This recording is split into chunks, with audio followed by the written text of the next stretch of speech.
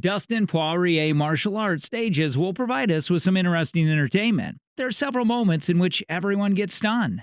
Dustin Poirier MMA finishes are something that every MMA fan looks forward to, and today we'll be discussing that. In this video, we'll cover every finish by Dustin Poirier in the UFC and WEC. Number 1. Poirier versus McGregor. This was UFC 257. Let's look at some of Dustin's work. It was a masterful performance that began with the cap kick and ended with boxing. He began by lighting Conor up against the fence with a big left hand over the top, then unleashed one of the world's baddest men and a tough-as-nails left hook that left him hurt. Poirier versus Gaethje.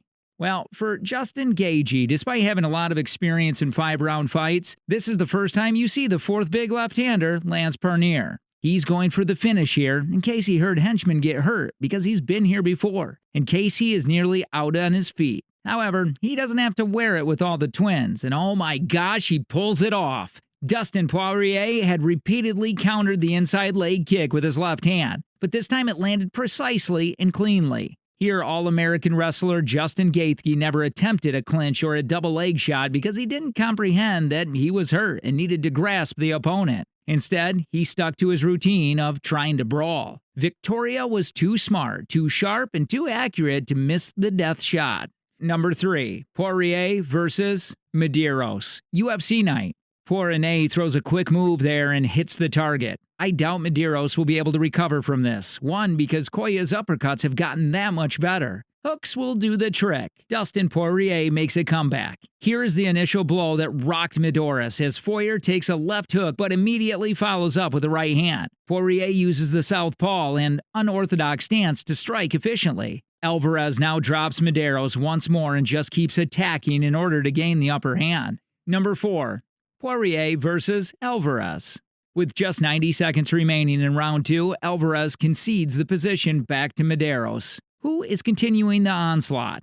These fighters are making wonderful and comfortable changes now, and Emporium is taking his time like he usually does. As pressure from Emporium continues, you can see that Alvarez is dealing with some swelling in his left eye. He's also trying to take his time to assess the situation. As Alvarez throws an inside kick, he's checked, and his straight left hand lands directly on his chin. Dustin understands that one had an impact. And then a hard knee on Alvarez coming in, followed by 2 consecutive shots. It appeared like Dustin Poirier was too heavy-handed to take 3 or 4 consecutive shots from him. Eddie was already damaged but wasn't yet out due to all the subsequent damage from these precise shots. He took kicks and punches and went out on his shield. But he's going to give up that arm, the one I was mentioning earlier. Yep, he's got it, and it will be difficult to end this fight here. Number 5. Poirier versus Holloway. This is UFC 236, but he's going to give up that arm I mentioned earlier. Yep, he's got it. That's it. This is trouble trying to finish this fight right here. He needs to get that right leg across the face and turn it into a triangle like he did with Mike. If you had it across your face, Max would have never be able to escape this position. But instead, he turned it into a triangle, eventually mounting him with it. Rolled him over here, and as he did, he simultaneously applied an armbar and triangle to completely encircle him, forcing Max Holloway to tap out in danger of breaking his arm. Number 6. Poirier versus Green. It happened during UFC 199. I'm loading up right now. Mike, that is Jason Herzog, noticed the situation and intervened when he saw that mistake, and he was in serious trouble. Mistake enjoys engaging in psychological warfare and talking a lot. And he was caught. Boom. There's a left hook. I mean, he got tagged a couple of times. Number 7. Poirier versus Corassani. It takes place during UFC Tough Nations. Stop it. Massive uppercut there. Obviously for Poirier. This one might be over for Honey because she's in so much agony. Another conclusion. Look at Poirier's gorgeous uppercut and the posture change. Beautiful uppercut therein. Up against the cage, and he shifts. Not many fighters adopt that stance that blocks the cage. Number 8. Poirier versus McGregor.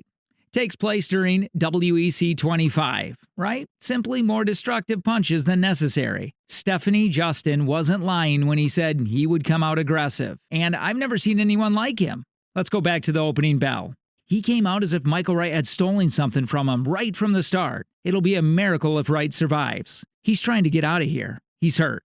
That's it. McElroy did regain his composure. Later, counterpunches. But that only slowed Justin down for a brief moment before Dustin jumped all over him.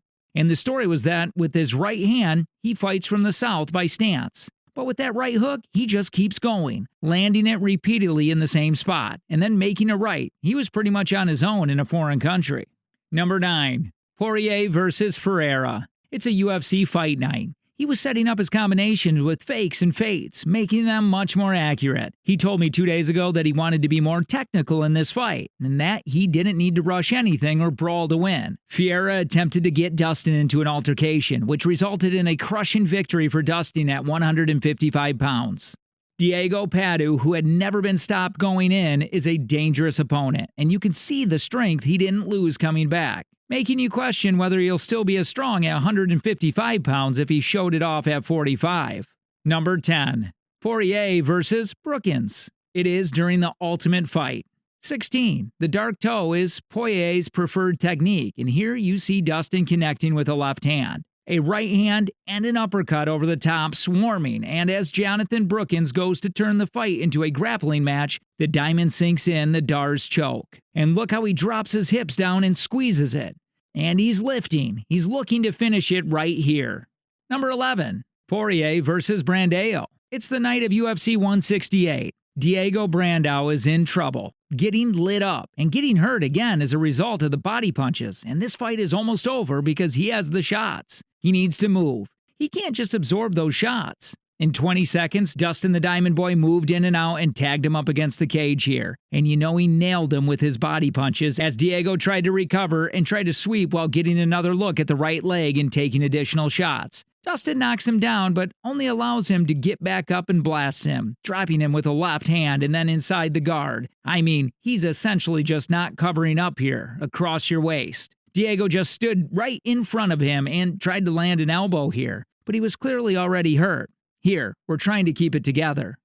Number 12. Poirier versus Pettis. It's happening during UFC Fight Night, so that's it. After 5 minutes, you can punch right, seizing his jaw at the end of the round. Anthony tries to spin through, but Dustin maintains control and gains the advantage. What happened? Mount non-aggressive? He's got the body lock. He twisted up here pretty bad trying to spin through it, so I'm assuming something happened to his ribs. Yeah, something definitely happened to his ribs. Here, we will be winding it up. And guys, stay tuned for more